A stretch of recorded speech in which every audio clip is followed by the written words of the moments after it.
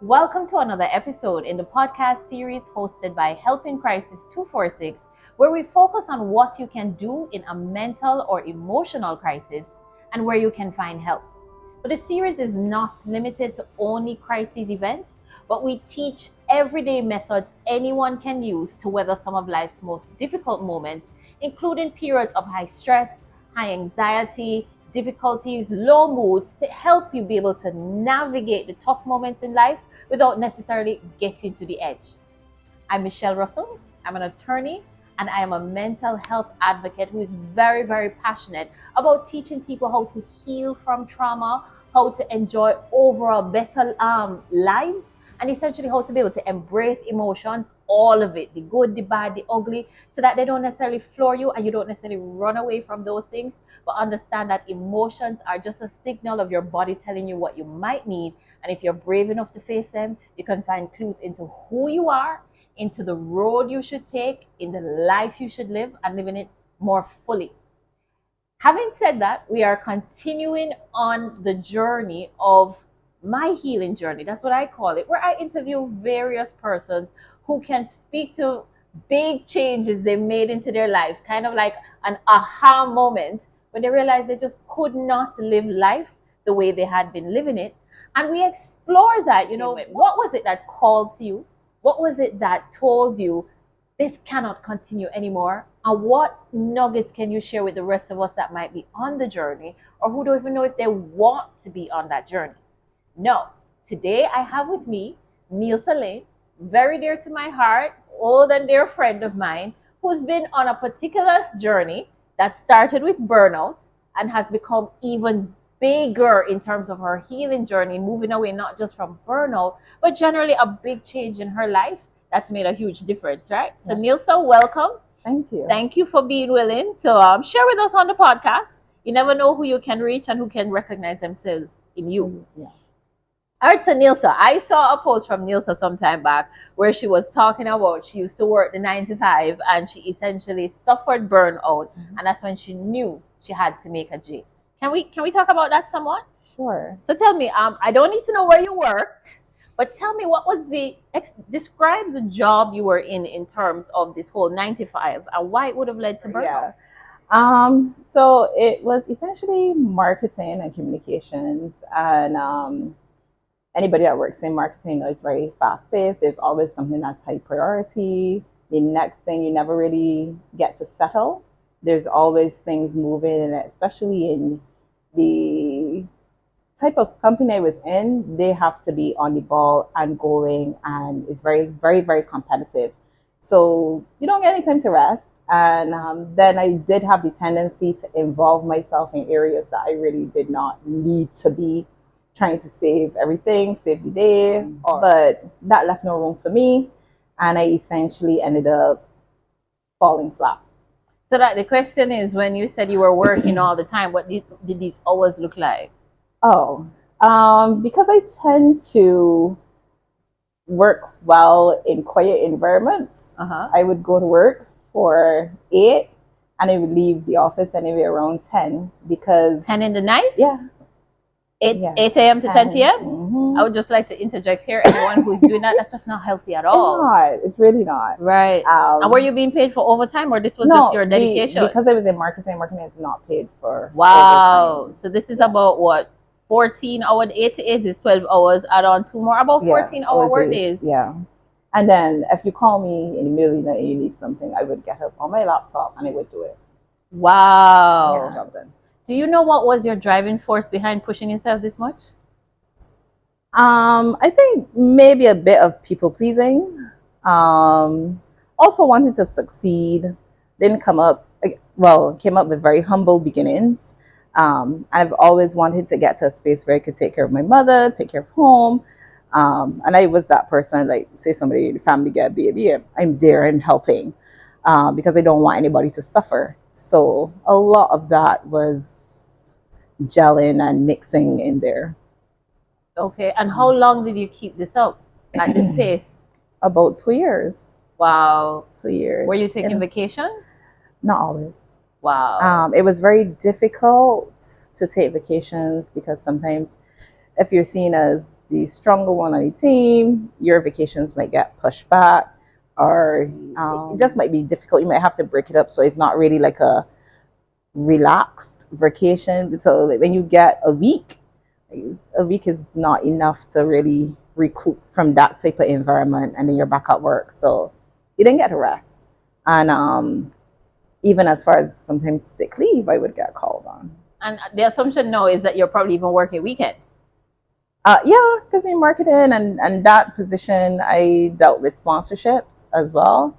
So I had to be out at events. I can't just send the brand in and be like, I done. So what was your And I like aha quiet. moment? Oh, I had several. Okay, let us hear all. Several aha moments. I started to change. I was getting very mean. I could tend to be very passive. So somebody might do something, and I'm like, that's fine, that's fine. When it became apparent was that managers would ask me a question, and I would sit and I would stare at them. You know, when you have those moments like this meeting could have been an email. Right. It was a lot of those. So I was just at the tipping point. I was very, very, very angry, and I know that was not me.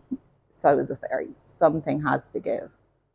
Along with that, I was also in a very tumultuous relationship. And I think those things tend to compound. So even if it wasn't all work, I don't have a even playing field at home. So it's just like, oh gosh, getting it from both ends. And I am sick and tired. My skin started to get crazy because I've always had clean, smooth skin. And I remember a friend seeing me at another event that we were sponsoring, and he was like, "What is going on with you?" So when it my was, face, my what face was happening? was looking like a cart road. It was Bumps, pimples, yeah, acne. and I tend to have hormonal acne. Right. So when my cycles come in, or if I'm really stressed out, you would see it on my skin, in my face. Yeah, and it was crazy. I was not looking like myself. I was not feeling like myself. Getting very, very angry. Um, After that, even when the other aha is when I left the company, I actually had I would say, was very serious panic attack, where I was doing an event for someone, and usually I pride myself on being very solution oriented. So sometimes you're telling me a problem, and I already done got it fixed in my mind like 10 minutes before you finish your sentence. And I'm usually able to pull things and turn them around. So even if it is a mess in the background, whoever's attending the event doesn't know or whatever. That day, nothing was going right. Nothing. Didn't have enough time. Suppliers were messing me up. And I was just like, I can't even get in my truck, go to these places because I already don't have enough time. And then the event was a very small window. And when I got there, I just was blind for about 10 minutes. I could not see. Literally, my eyes went black. I felt weak, sick. Ended up going to the bathroom. It got to a point where the client's husband had to start helping because there was nothing I could do. It was nothing. And it happened several times. So eyesight came back, got back in trying to do this thing again, blackout yet again. Bathroom. I think somebody there had to actually help me to the bathroom because I could not see. So that was another aha that was like, oh, you need to do something about this. It's crazy, but I really didn't. I just was like, more so pointing fingers, like, oh, this person did this or this person did that. This didn't come through, they messed me up. Didn't know I needed this, whatever. I was not really taking accountability for my part in it. The other aha, oh, started a relationship with somebody that I really, really, really like, really good guy. But I was so messed up. I was just tired from, still burnt out, still having those ramifications because I never dealt with it. Stuff from childhood, stuff from my ex, friends even, and that kind of crumbled. So that was another awakening. It was just like, all right, you really got somebody here that is supportive, really loves you, is really trying, but you are now damaging this person because you're damaged. You need to do something. So when that really kind of fell apart is when I went into therapy. So yeah. All right. That was a mouthful. No, it's good. It's good. I love how you're willing to share those vulnerable moments. So that I want to walk it back a bit. And when you said you were angry a lot, what did that look like outside of just staring down managers? Did you actually explode? Did you find you were irritable and yelling at people, or was it more internalized anger? It was at work. It was a lot of internalized because I would just, I would not be pleased. I would sometimes, well, obviously, if I'm staring at people, I ain't answering, so I would not answer. Um, I was doing my work, but I was coming to work when I felt like, and it got to a point where kind of I knew that they needed me, so it was just like I don't really care. I just upset. I tired of y'all, and even I was not empathetic at all with people, so I didn't have the room to be.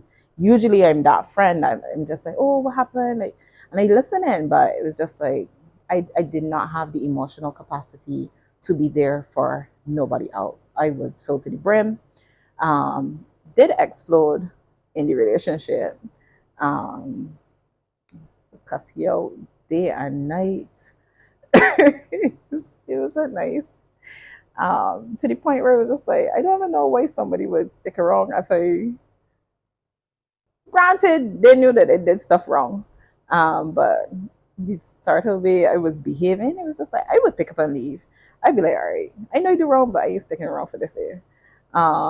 So yeah, it was explosive in the relationship, but more so a lot of tears. I would cry. And I always would this was this person that I did not like crying. And plus I came up with my mother telling me, don't cry over spilt milk. So that was really my attitude towards everything. It's like, all right, this happened. All right. And I used to tell people crying hurts my eyes. It does. It does. But that's I would cry for like 2 seconds and be done. But when I really get to that angry point, and I can't do anything about it physical, I would cry. So mostly that. So essentially, you were acting out a lot. You weren't Yeah. able to deal with the anger, so you were projecting onto the partner, and things that could have been dealt with in more healthy ways were becoming bigger Could have just issues. You could have left, as you Yeah. said, and then at work, it was a lot of passive aggression, turning up late, not responding to people, having an attitude. And I like how you said you had no empathy because you had no emotional None. capacity. And it's so interesting that we can say these things in retrospect. In the moment, you probably didn't have that kind of self-assessment No, I didn't. to be able to say, I don't think I have emotional capacity Yeah. today. You know, it's kind of like you just act out. You just act out, which is why I always say, if you're not in touch with yourself, if you're not in touch with your feelings, you will naturally only just act out. I feel, so I do. I feel irritable, so I act irritable. Yeah. I feel angry, so I act out my anger. I feel sad, so I act out my sadness. You know, so rather than taking a stock, going into self-inquiry and say, why do I feel down? Who caused this? Is it mine? Is it someone else's? Is it fair to react this way to that person? Because that's where emotional regulation comes in. If you're not willing to be self-aware, how am I feeling? Then engage in self-inquiry. Why do I feel this way? You will more than likely just act out, and anybody in your path go and get hurt one way or the other. If you annoy me in that time period, I was already angry. So then you can get the anger of work, boyfriend, childhood, myself. You can get all of it. So you could go along too. So I mean, granted, some people move a little shifty in that time, and it was just like, all right, this is natural progression. Probably it's not happening the way it's supposed to, or in the mode it's supposed to, where it's make me just be like, all right, we in different places as friends. Let me just go. It was more of a volatile kind of like. So everything was exploding because you were at capacity. You had none left. I had no room. Everything wasn't ending in a harmonious way. It was exploding and then ending. Yeah, and I think I was probably lighting the matches too. I like that. I like that. Walk around like, oh, you too? Yeah, yeah. I know that, you get to the point where you just can't anymore. You can't pretend. You can't put up with. Yeah. You're just done. Even for the people who would have deserved some sort of grace. A level of it, yeah. Yeah. Yeah.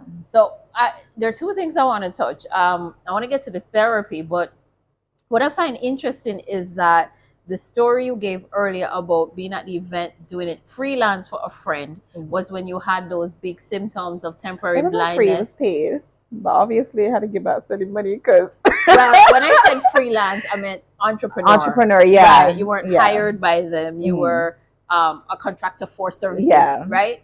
And which means you had already walked away from the stressful job. I had. But yet your symptoms of panic, anxiety, and extreme stress was in a space created by you where you could go at your own pace and do your own things. Yeah. So why do you think it happened there? Because I had not dealt with it. And what was the space in between leaving the job and doing this event? Ooh, it was a couple months actually. So that despite the passage of 2-3 months, it was you were still in the same mental space. So that even though now you had more control over your time, I thought I had, or you thought you had more control over your time, the anxiety and the feelings associated with burnout had not moved. And I wanted to touch this because I remember seeing a post maybe late last year where the person was saying burnout is less about how much you have to do and more about how you internalize what you have to do. So that it's the mental and emotional space you're in that determines whether or not you become overwhelmed and burnt out. So that if you have a whole lot doing all at one time, but you're mentally managing it, you're like, I can do this. I'm a little tired, but I'm going to meditate. I'm going to get some sleep. I'm going to make sure I eat well, get some exercise. And it's the same workload or the same level of demands. But if it's a case where you're starting to feel resentment for it, you start to feel unappreciated, you start to feel like you have to be last on the list, your mental energy shifts now to something that's resenting what's happening. And so that even if the workload was less than what you had before, you can still experience burnout. So that burnout isn't just about having too much to do. It's how you internalize the too much to do. And that's why I like the fact that she did point out this was now after she had left the company and had control over her time and activities, but yet she had these big reactions in her body, which is why even more so than when she worked, which is why I preach all the time the book The Body Keeps Score, where it says your emotions will act themselves out in the body. If you don't allow them to be processed, expressed the way they should be, investigated and properly healed, they're going to show up in lack of sleep or sleeping patterns that change, indigestion, anxiety, headaches, neck pain, all kind of things. Shoulders for me. Hers, the shoulders, the body is signaling saying, hello, there's something here that's not being dealt with. And you have to pay attention before there's a stroke, before there is a heart attack. Temporary blindness. All of these things that carry us closer to physical ill health or the edge in some way, because we don't take the time to stop and look inward. So I'm going to transition now to you stopping and looking inward and what that looks like for you. Well, I was on a quest for peace. I had to start looking at what I was doing, and I started to try to find some level of peace. So that looked like exploring spirituality. Then I started trying to do yoga, but it was all well and good, but it wasn't really getting there because I think I was doing topical things instead of going really deep down and looking. So eventually, I think this girl that I know, she shared a post with this counselor on her Instagram. And I was just like, you know what? I'm going to reach out. I reached out, set an appointment. I went. Thing is, initially I went to try to save my relationship. So backtrack. I had tried it before I went to the new job and new relationship. Tried it with my old partner. And we went. It didn't last longer than a snow cone. It was just like, it was too volatile, even in between the space. You would get assignment, I go home. and you're quarreling but you're same word. It's just like, you know what? Tell me this.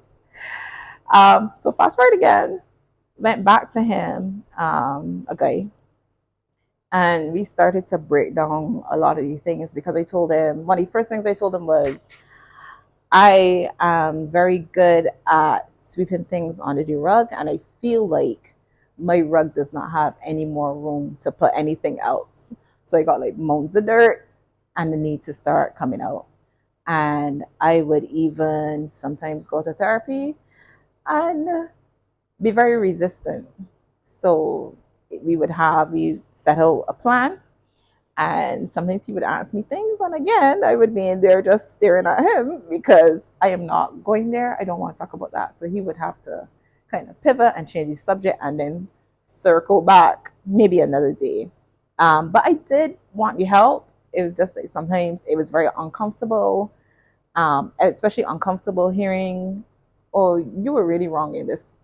Not that he was telling me this, but when you speak and you get to really, it's almost like he's a living diary, and you get to really examine the things that you've done or you're doing. Like, oh, really? Oh, that's what it is. And one of the things he said to me in therapy too was because I was contemplating leaving the job I was at. He was just like, he said, I'm not going to tell you to stay if you don't want to stay or whatever, but where you go, there you are. And I was just like, what? I said, I know, but I didn't really know. So it was similar to the same thing where I left the previous job, went doing my own stuff, but still had the same had a even more um, a bigger reaction, although I didn't have the same pressure. So where you go, there you There you are. are. Went to a new job. It was not as fast paced as my previous job, but where you go, there you There you are. are. And I was getting ready to leave there as well. Same thing. And when we started going through, and I was starting to get epiphanies about the things that I was actually doing that were not healthy for me. Um, Even one of the same discoveries was that I was my logical side was overdeveloped. So my emotional side and my empathic side was just, it was almost non existent because people would tell me things and I'd be like, okay, all right, so what are you going to do about it? I would not sit because I was uncomfortable sitting in pain. I would not sit with them and say, I let them try to process it. It was just like, all right, so what are you going to do? And they would be annoyed if you don't have a solution. I'd be like, so how you have a solution? You just want to be a victim. And I would be off. I would be off. So we got to iron that out a bit. And then even that is how I came. I was raised like, don't wallow in anything, just get up and go. You don't have the time to feel bad. And that's probably what caused a lot of issues in work because it's just like, all right, you don't have enough time to process this, just get up and go. Relationship, this thing happened, don't process it, get up and go. So in therapy, I really had to start to clean out under the carpet and sit with things that happen and sit with my emotions, which I was not accustomed doing, unless it was anger. I I love that you say that because I Mm. say it all the time when in the videos I do about you have to feel to heal and Mm. talking about why your emotions are not things you should suppress Yeah, because they're essentially signaling to you that something is it's wrong. Like if you wrong. feel jealousy, it generally is signaling to you something you want. So it's something you see somebody else have that you want. Want it, yeah. But and I say we're generally uncomfortable feeling the negative emotions except Mm-hmm. for anger because with anger we feel powerful, Mm-hmm. we feel in charge and in control. Yeah. So it's the one negative emotion, even though it's one of the most destructive. Destructive. It's the one negative emotion that we don't shy away from and we'll embrace. And some of us stay angry for so I can long tell you. because we feel more powerful Powerful. like that than we do sad Yeah. or confused Mm-hmm. or vulnerable. Yeah. No, I'm guilty of that. I'm terrible I used to at say vulnerability because people think vulnerability and weakness are the same thing. Yeah. And I feel like a hypocrite because I said people think. I do too. I struggle I struggle with vulnerability sometimes because I often used to view it as a showing of weakness. Yeah. So I knew how to mask it and I knew how to show mostly strength. Mm-hmm. But it's in the last, I would say, year or two that I have learned through To be own personal vulnerable. experience that vulnerability is my greatest strength. It is. It's Really. also the greatest discomfort. Yeah. But nothing frees you like the willingness to be vulnerable. Yeah, I agree. So, where are you now? Mentally, Ah, emotionally, work wise? What space are you in? work-wise, I'm a full-time entrepreneur, but And I what's your do business called? Mana Self-Care. Mana Self Care. Tell us a Yeah. little about that. Mana, I actually do tips on how to recover from burnout, sharing my journey. I also do products like soaps, body oils, beard balms, can't leave out the guys. And I also have a pet care line called Mana for Paws. Um, and that's going through a little bit of a rebrand right now. But yeah, so that's my business. Why And Mana? it means spiritual life force. It's a Polynesian word. So it means spiritual life force, and you can either raise or lower your mana. So I believe that my products are helping you to raise your mana. And one time somebody said something about, oh, she just makes soaps. It's just soaps. It's not just soaps. I had a lady come up to me at Azul Pop Up, and she smelled my soap, and it gave her this really great emotional reaction. And she was just like, oh my God, this smells really good. I'm going to go home and use this now. So it's about those things, about helping people to feel better, using aromatherapy to like get deep in there. Like it's not just soaps, it's about more than that. Yes. So yeah. So yeah, And yeah. emotionally and mentally, how are you? Emotionally, I would say life is life. I think I'm in a better space. I think when life happens, sometimes you get to a space where you kind of forget, or you might not be doing the things that you know you're supposed to do, and sometimes you just don't want to do them. That continuous maintenance is just like, oh goodness. So you feel like you get to this level, and it's just like, I read over that. So why? I read over that part of the game. So why is this happening again? So emotionally, I think I'm in a good space. I do have certain challenges that I'm working through. And I also do believe that people should do yearly maintenance with therapy.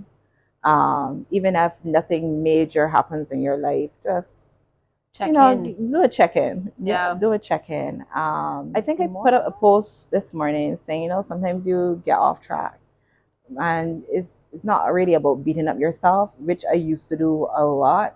I never could understand when people said, beat yourself up with a feather. I'm like, what the hell that mean? But I think I've learned how to beat myself up with a feather, whereby it's just like, all right, Neil, so you know that you really should not have done that, or you know that, all right, this is pulling your focus in a direction that you don't want to go. But I did get a reminder of, all right, no, this is where you want your life to go. This is the type of person you want to be. So I think I'm in a season of refocusing. Yeah. And are there any other tools you use, particularly daily, outside of therapy, that help you to stay Meditation. focused? Meditation. Meditation. My mind is never more clear than when I meditate, to the point that if I stop it, is kind of when things start to get a little wonky. I find even meditation helps me with my business. I get ideas when I meditate. I know it's be like, oh, quiet your mind, whatever, but I get ideas. If sometimes things weird are happening around me, like if people are doing things around me, I would get a sense of it even in meditation. So it's just like, oh, wait, spirit ain't really leading me wrong. So meditation, aromatherapy, definitely. Um, Getting outside in nature. Which I find is a common theme for most people who are on their healing journey in some way. Nature is nature helps a lot. It really does, because I was feeling a little emotional this week. And so on my walks with my dog on evenings, I just felt the need to go outside and just lay on the grass. And I did that. And each evening I went outside and I laid on the grass. I felt so good. I felt so calm. I felt like I was actually being able, like, regaining a level of balance. And I don't want people to feel like, oh, because people say, oh, you are healed. I think you're always healing and life happens. So even for a long time, I had stopped sharing my story because it was just like, oh, I am perfect. I don't have this thing completely read over. So like just like stop telling people things. Stop going about this. And it's just like no, like you're on a journey, and this might help somebody. Just share what you're going through and what is happening, and you don't have to be perfect. And I think we get wrapped up in being perfect. And I feel like when I do yoga too, I do get a very big emotional release too, because then you carry a lot of that tension in your body and a lot of emotions. Sometimes nothing is even really happening. One time I did yoga, at the end of it, I was bawling. Nothing was happening. I didn't have it. I was like, in emotional distress. Everything was going fine. Business was fine. Friends fine. Relationships fine. It was like just a big emotional release. So sometimes you just need that to regulate. Yeah, because there's this whole level of therapy called somatic therapy that talks about how emotions get trapped in Your various body. parts of the Okay. body. I love to watch it. I have a few IG pages that I follow. In fact, Is this the last one with night the I was doing tapping? it. I love tapping. tapping. The EFT tapping. I do it. I've been teaching my friends who are Really? willing. It works. I'll try it.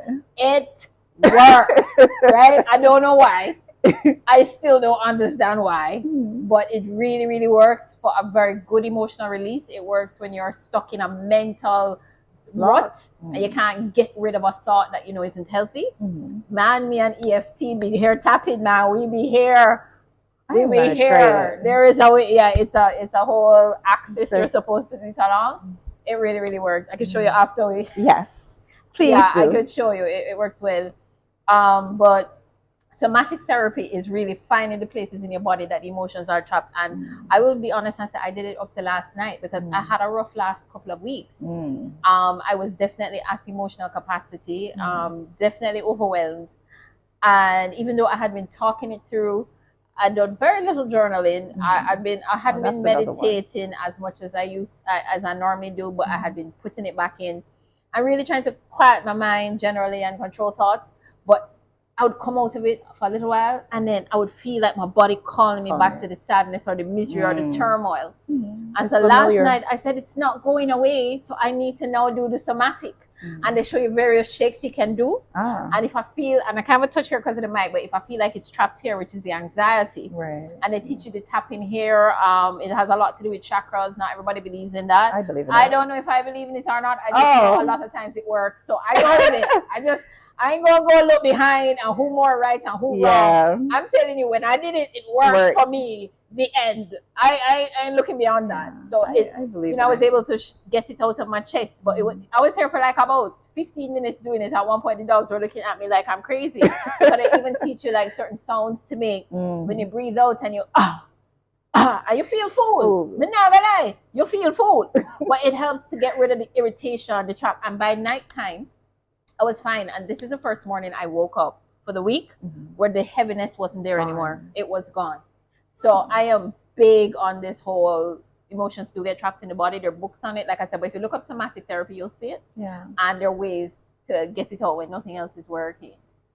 So what advice would you have for anyone who, number one, might be experiencing burnout, and number two, might be running from the emotion? Because my first advice would be to try to become more self-aware. You can do that by asking some of your closest friends some questions. Don't stop speaking to them now. But I think you might know deep down you don't want to be in the space that you're in.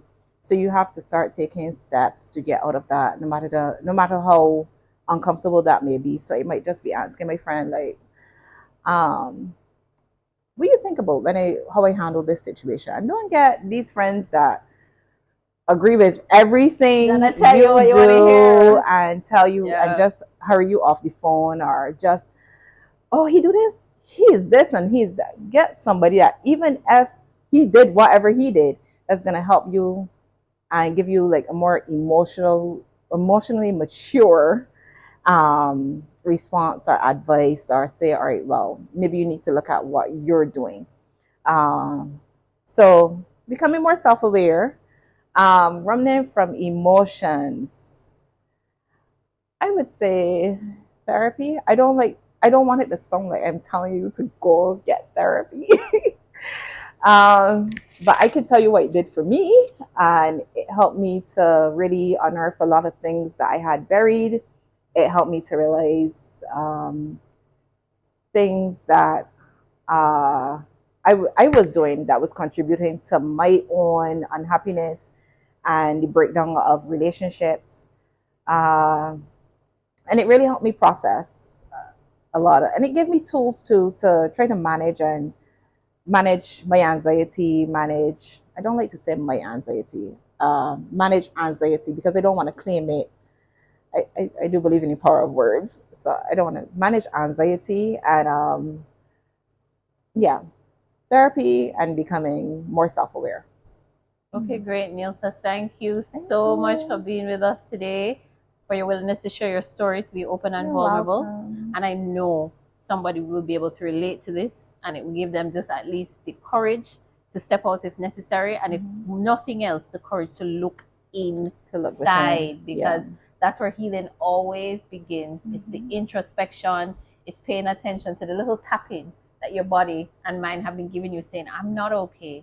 What we're doing is not good, it's not enough, and we should perhaps try something else, but it requires you to first pay attention. Yeah. So thanks again, Neil. So really, really enjoyed this. I hope it was impactful in some way. You Mm-hmm. know, it gave you a clue into what you might need to do to start your own healing journey or to continue on it. She rightfully said that there's some days you're going to feel exhausted and you don't want to do the right thing, even Mm-hmm. though you know what it is.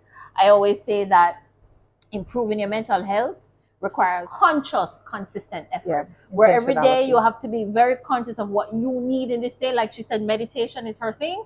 She gets her ideas, she gets her sensing, she gets insight. Same happens with me. For me, it's in the moments of stillness that I always say the answers don't come in the noise. Mm-hmm. It comes in the quiet. And if you're not able to find a moment of quiet, you're more likely not even getting answers or even introspection and self-awareness. So I want us, to keep these things in mind. It's what the journey looks like. It's not easy, but it's worth it.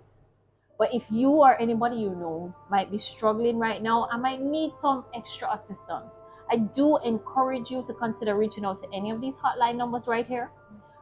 Any of these therapists that we have listed here, you can find them here or listed on the website, but don't do it alone. I also like to remind that the information here is not intended to replace professional advice. So thanks again for watching this episode. We look forward to seeing you for the next one. And in the interim, please remember to make your mental health a priority.